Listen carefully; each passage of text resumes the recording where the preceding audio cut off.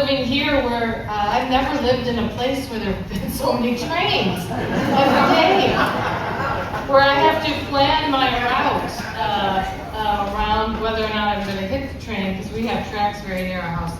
But we love it. I love the sound of the train. It's very soothing, and we hear them really all night long. But I like it. Grow to appreciate it. You'll get used to it. I'll get used to it? Eventually. It's been a year now, but you know, there's more time to have.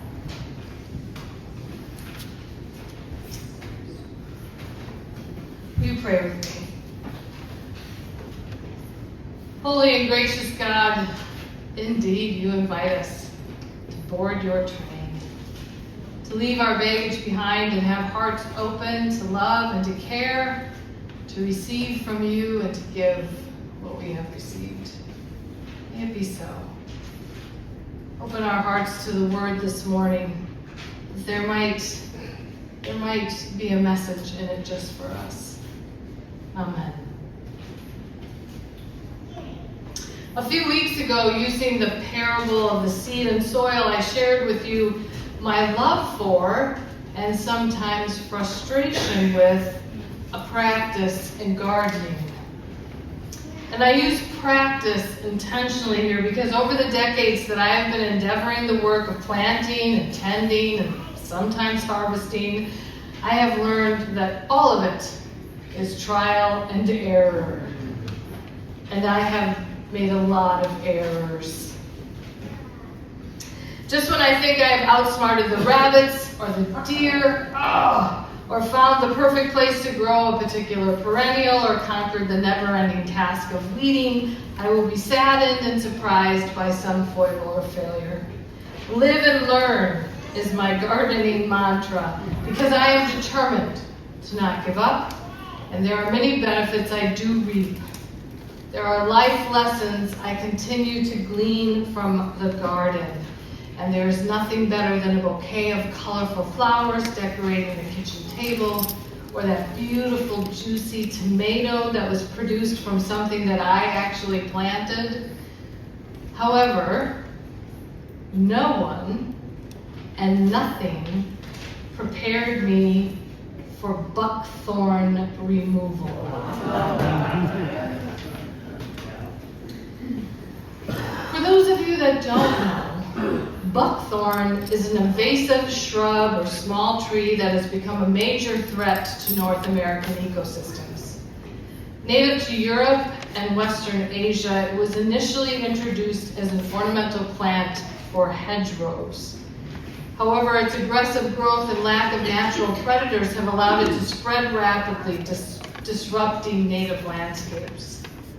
Buckthorn removal is the plague of many homeowners because it was long used as a common landscaping plant, as well as any organization trying to protect our parks or our natural preserves or any other vast landscapes. It's really that bad. One day I was walking my dog. This was in the last neighborhood in the cities in which I lived. It was through a wooded area with these lovely paved trails when we were both startled by this thunderous noise. I kept looking up, thinking it was some kind of low-flying plane. I seriously thought we were having some kind of invasion. And all of a sudden, a huge herd of goats bolted in our direction, stopped abruptly by the electric fence between us and them. My dog was mesmerized. My heart was working to recover, and then I saw the signs. Buckthorn removal in process. Do not feed the goats. Don't feed the goats because they were eating the buckthorn. This is a new way to get rid of buckthorn. You just bring in the goats. Who knew? I wonder how many people are renting out their goats to solve this problem. And recently, buckthorn was in the news in the Minneapolis Star-Tribune because they published a story on a new way for Twin Cities singles to meet. Come and help eradicate the buckthorn. I'm serious. Meet up at a local park, Don gloves and some heavy-duty clippers, and you might even find your life partner. Who needs a dating app? It's true, look.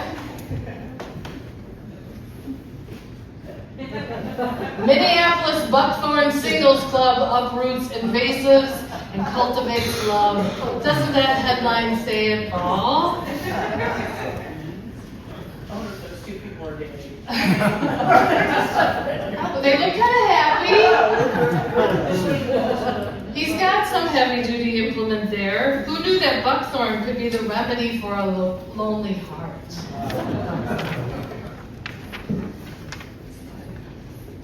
I did not know one thing about buckthorn until we moved to our first home in Minnesota, now well over 20 years ago. And we learned that the landscape designer hired when the home was originally built thought buckthorn was a beautiful addition to any yard.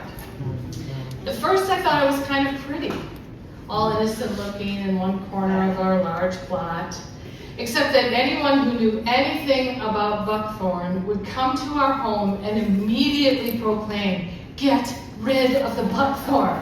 It was like a constant mantra for our visitors. But nobody ever offered up a goat to help me.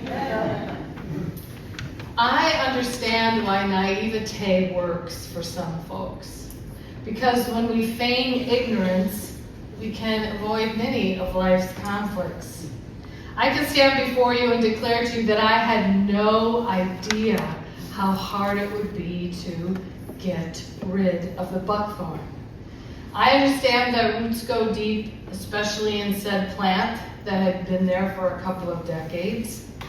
But friends, these roots were not only deep, they were stubborn and thick-headed.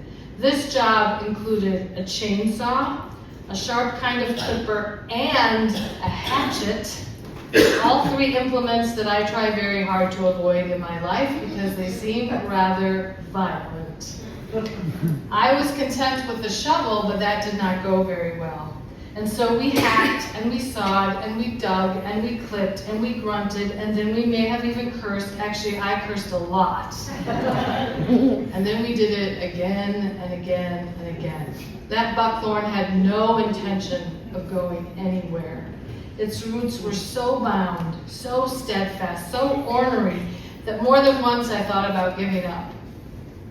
The best part was when our neighbor showed up, returning after a run, came over, sort of looked at what we were doing and said, tackling the buckthorn, huh? Yeah, like, thanks for stating the obvious. And then to add salt to the wound, he said, well, too bad I don't have my suburban home. I could just hook those babies up for you and pull them on out. Yeah, too bad. Thanks, or nothing. Last week we looked at a short but significant lesson from Jesus' Sermon on the Mount about two different kinds of gates, a wide gate and a narrow gate.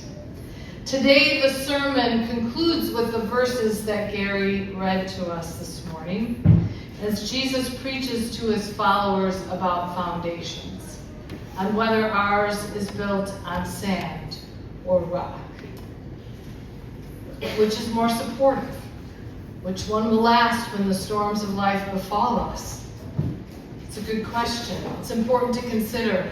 I'm sure that Jesus had never heard of buckthorn because otherwise he could have added one more possibility to his options. Those buckthorn roots were as if they had been laid in cement.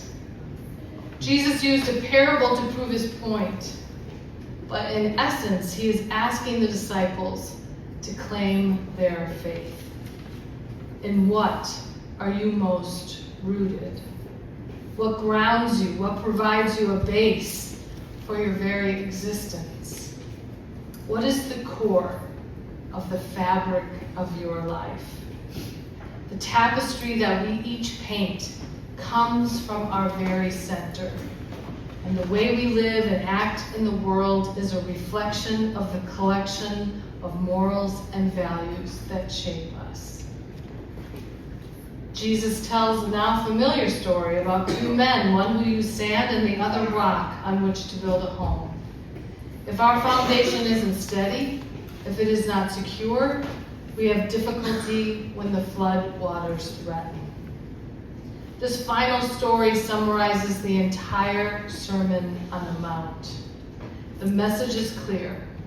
Discipleship occurs in the everyday practices of Jesus' followers. Love for and devotion to God must be accompanied by a life that honors God. We cannot simply say that we believe if our morals and ethics don't match those beliefs. We cannot say that we are a believer, that yes, we love God, if we go outside and we spew hate at our neighbor.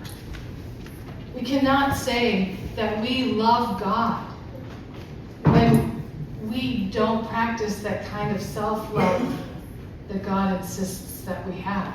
For we cannot love another if we do not love ourselves. Through our faith, we become part of the people of God. And Jesus' invitation is an invitation to an encounter with God and a different way of living life. And still, I don't believe Jesus is calling us to a life of being stuck. Jesus calls us to a life centered in God and in God's principles and following God's ways. But God also calls us to the possibilities of change and new life. If we are too root-bound, too stuck in habits that do nothing but choke out life, we are not living into the life which God calls us or intends for us. Because God knows that if we are weighed down by what confines us, we will not be able to move forward when God beckons that the tide will shift. And the tide will shift. And we have to be adaptable, amendable to change. Having a solid foundation is one thing. Being root-bound is another. To change it all requires a leap of faith, a looking forward, a lot of hard work. But why would we choose to stay stuck? Why would we choose to stay stuck? Especially when doing so damages our own potential and our own growth. It was only as the ground underneath began to be chipped away that the large tendrils of their support system severed, that gangly buckthorn bush began to give way. After exerting more energy than I knew that I had, after sweating so much that I was imagining everything I deserved to eat because I had expended that many calories, the last exasperating root broke free and the huge stump rolled over in defeat. The overturned earth smelled fragrant and fertile, the cleared spot now ripe with potential. We cheered and we high-fived. We were exhausted and exhilarated with triumph. And we dragged those two buckthorn stumps to the curb for some unknown human in glorious green truck to kindly take away. With sweat stinging my eyes and dirt smudged on my cheeks and forehead, I was grateful for the experience. I considered the many times in my life I have felt as stubborn as that buckthorn, unwilling to change, rooted in something I thought was secure and safe, but was instead keeping me from an untapped potential, clinging to the way things had always been, because any other way just seemed too risky. Gazing upon the clear earth, I saw opportunity, and I saw hope, I saw growth. All those plants that were choked out by the buckthorn, now they could thrive. Where crowded conditions robbed the plants from their essential nutrients, there was now plenty of space to flourish.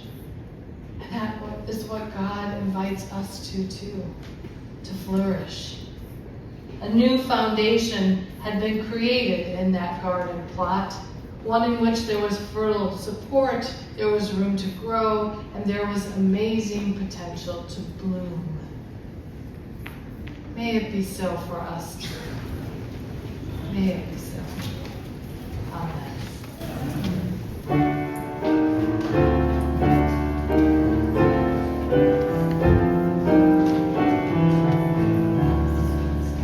Amen.